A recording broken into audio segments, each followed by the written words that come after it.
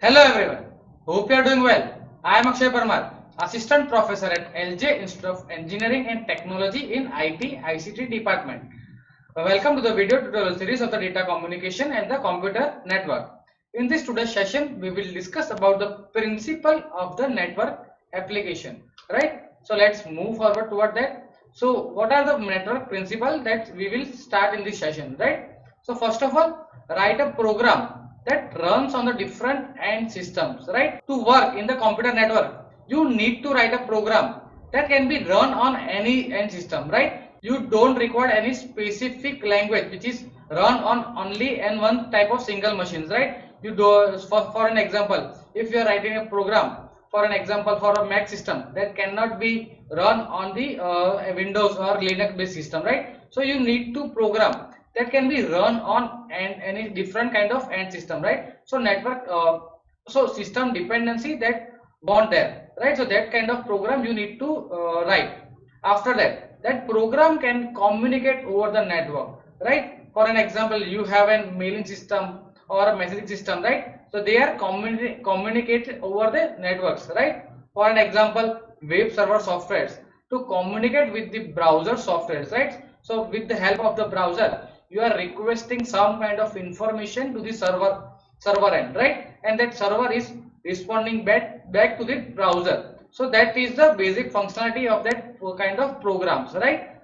After that, no need to write a software for a network core devices, right? So the network core devices doesn't require any kind of software. The network core devices do not run on the user's application, right? They are doing some basic functionality in the network. The application on and system allows for the rapid application development propagation. For an example, if you are working in an email system, so it needs a rapid evolution in that system, right? So that is the all kind of thing. So you do not require any kind of software for the network core devices, right? But for the end user, we need to write a program or a software which can be run on the end system, and it can communicate over the network, and it can provide a facility to transfer the information, for to request the information, to send and response and all that things, right? As you can observe in the figure that the system is having some kind of programs, right? With the help of that, they are requesting the information which can be shared on the network, right? So this is the basic functionality of that particular kind of network. After that, let's see an example of the network applications are email system, right? You are using a Gmail, Yahoo Mail, or Good Mail, or any kind of mailing system. They are the example of the network application, right? With the help of that, you are able to exchange an email, right? In the email, you can send any kind of information such as a text. It can be an image, it can be a video, it can be any file, right? With the help of the email, you can send that information. After that, web, right? Web is another very famous network application, right? With the help of that, you can share the information or share the resources all over the network. After that, the text messaging, as you have seen in the email system, or you are seeing in the WhatsApp, in the Facebook, or any kind of social media networking technology, they are using a text messaging system there. So that is the network application. After that, you can remotely log into the any system with in the particular network, right? For an example, the Facebook or Instagram login, or in the network, you can remotely log in any system from that, right? Multi-user network games, right? You all had played around Mini Militia or Counter Strike like a networking game, right? So they need and some kind of softwares that are the application of the networks, right? After that, the streaming the stored video, as you can observe that in the YouTube and all that, right? So you are viewing that already stored video, right? So they are streaming that stored content there, that is already stored on their servers, right? They are getting that information from that servers, and they are displaying to the end user. After that, the voice over IP, the after that, the another application is a voice over IP. For an example, Skype, you can all are doing the video calls or audio calling in the Skype. You are chatting on the Skype also, right? So that are the network application there. And the real-time video conferencing, such as a Skype or a WhatsApp call or a Facebook call, So the duo call, they all are the real-time video conferencing, right? So with the help of the network only, you can do that all the things, right? So that are the example of the network applications. After that, there are the two possible structure for the application, right? It can be following the client server architecture, or they are directly connected with each other, right? That is the peer-to-peer architecture, right? So let's see one by one all of them, right? So let's discuss about the client server architecture. In that, the end system is working as a client, and the server is storing the information there, right? So let's see the server and the client one by one. The server is always on in host, right? The host system is always called the server. It is having a permanent IP addresses, right? And the data center for the scaling. You can observe that there are the servers in the network, right? They are having a permanent IP addresses. Their server are using a data centers for the scaling its expansion, right? They are having a data center. In that they are storing an information, right? After that, the client is the end system, right, which is used for the communicate with the server, right? The server system, the client system is requesting some kind of information to the server. The client system is used by the end user to communicate with the server, right? It can be the intermediately connected. It may have as server is having a permanent IP address, but the client do not require a permanent IP address, right? They may have a dynamic IP addresses also. They do not communicate directly with each other, right? If the two clients want to communicate with each other, they cannot directly communicate in the client server architecture. In that, one client need to request to communicate with the other client to the server only, right? If server is allowing and server is giving a functionality to communicate with other client, then only with the help of the server only two clients can communicate in the client server architecture, right? In the client server architecture, client is requesting some kind of information from the server, right? Server is processing that request which is coming from the client itself, right? So after that, after getting the request, server is doing some kind of searching in its database, right? If the desired information which is asked by the client server, which is the seeking by the client, that is found in the server itself, then server is responding the client that this is your information which is you have asked for, right? Which is the information you are seeking for, right? That's how the client is getting the response then actually information from the server itself, right? This is the all about the client server architecture. After that, let's move forward about the another kind of architecture which is following in the network, that is the peer-to-peer architecture, right? As you have observed that the one system, that is the work as a host, which is always a host, as is that is the server. But in the peer-to-peer architecture, node always on servers, right? Any node which is not working always as a server only, right? So it may have a client system which are directly connected. In that, one system can perform as a host as well as client also, right? In the peer-to-peer architecture system, arbitrary end system directly communicate, right? In that, the two end system or two client system can communicate with each other directly, whereas in the client server architecture, two client system cannot communicate with each other directly without the help of the server.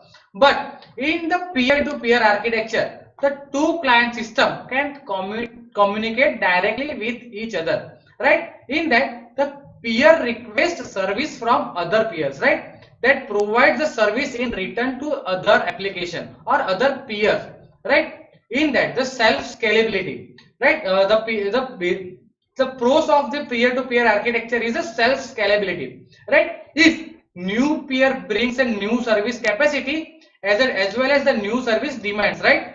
That's how they are scalable its network, right? Peers are intermediately connected and change the IP address itself. To work with the peer-to-peer architecture, it is having a complex management to work with, right? So that is the basic cons about to work with the peer-to-peer architecture, right? After that, the process communication. What do you mean by the process, right? And what they are having? So process is the program running within a host, right? At the server side, the process are running, right? That are the program that is running within a host, that is called the process itself. Within a same host, two process communicate within an inter-process communication that is already defined by the OS, right? So if one is asking that how the two process communicate with each other within a same host, so they are using a simply inter-process communication that is defined by an host. But if someone is asking a process from the different host, and if they want to communicate, how they can communicate? With the help of the exchanging the message, the processes which are falling in the different hosts can communicate with each other, right? In the client server system, what is the client process and what is the server process there, right? The client process, in that the process that initiate the communication, that is called the client process there, and the server process, that is the that process that is wait for to be connected or contacted, that is called the server process there, right? Aside that, the application with the peer-to-peer architecture have the client process and the server process both at that one system, right? That's how the process communication is working. After that, let's see this socket. What do you mean by the socket and where does they are using? The socket is mainly working at the transport layer, right? The socket is the one endpoint of the two-way communication link between the two programs running on the same network, right? So if someone is asking what is socket, so socket is just simply a one endpoint of a two-way communication link between a two program running on the network, right? A socket is bound to a port number so that the TCP layers can identify the application that the data is destined to be sent to, right? So with the help of the socket only, you can send the information by wherever it is asked from, right? And an endpoint is combination of the IP address as well as the port number. Example of the socket, right? In that, this is the combination of the IP address and the port number itself, right? After that, the socket is used the process which can be send and receive information to and from the socket itself, right? The process are getting the information which it is, the process can send or receive messages to and from its socket itself, right? Socket basically the socket is then analogous to door, right? Which is used for the sending the process that shows the message outdoor, right? The sending the process relies on the transport infrastructure on other side of the door to deliver the message to the socket at the receiving process, right? That's how the socket is working as a door, right? After that, the socket command in the Python. Let's see all the commands in the with context to that. There are the commands which is context of the Python itself, right? Other programming language may have the different kind of syntax system, right? This is the command which are used with the Python for the socket. Here the socket is work for the establishing the socket, right? After that, the s.bind in the bracket of host and the port address, right? This command is used for the binding an IP address and the port address in the socket itself, right? So s.bind is used to bind an IP address as well as the port address, right? After that, the s.send. This command is used for the sending an information from the client system to the end system, right? So whenever a client is want to send an information, they are using a command s.send, right? After that, at the server side, they are listening about the sending an information, right? So they are having an s.listen command all the time, right? So to listen, someone is contacting the server, or that they are using an s.listen command. After listening and after approving to sending the information, the s.receive command is used for the receiving that information which is sent by the end system, right? So they are using the s.receive command, right? With the help of that, they can easily receive the information, right? After receiving the information, the socket must need to be closed, right? So for that, s.close command is there, right? So with the help of the s.close command, the socket is closing itself, right? After that, let's see then addressing process, right? To receive a message, the process must have the identifier, right? To receive a message, the process must have an identifier, right? With the help of that identifier, the process have a unique ID, right? With the help of that, they can easily receive and send the information, right? Host device has a unique 32-bit IP addresses. The question is, does IP address of the host on which the process runs suffice for the identifying the process? The identifier includes both the IP address as well as the port number, right, which is associated with the process on the host, right? So the process which is having an IP address as well as the port number on the host. For an example of the port number is, the HTTP server is having an 80 port number and the mail server is having a 25 port number, right? To send the HTTP message to the some kind of web server, the IP, for an example, they are using a port number 18, right? And the IP address of that particular website or web server is similar kind of thing, right? And the port number, if you are want to send an information with the help of the HTTP, the hypertext transfer protocol, so then you must need to use a port number 18, right? After that, what the transport service does on the application need, right? They are using a data integrity. What do you mean by the data integrity and what is that? The some application requires a 100% reliability. Some application requires 100% reliable data transfer, right? For an example, file transfer or a web transition, right? They require a 100% reliable data transfer. If in between they are not reliable on the data transfer, they are not 100% reliable data transfer, so the information which is getting from the client to the end server, it is worthless, right? Other apps, for an example, audio can tolerate some kind of losses, right? So for an example, audio is having an analog kind of signal, so some kind of loss can be tolerated, right? After that, the timing, some application, for an example, a calling system or a video calling system or interactive game require a low delay to be effective, right? If for an example, if you are saying something hello and your friend is getting in that hello with some kind of time delay, so it is really a worthless system, right? So it is really worthless.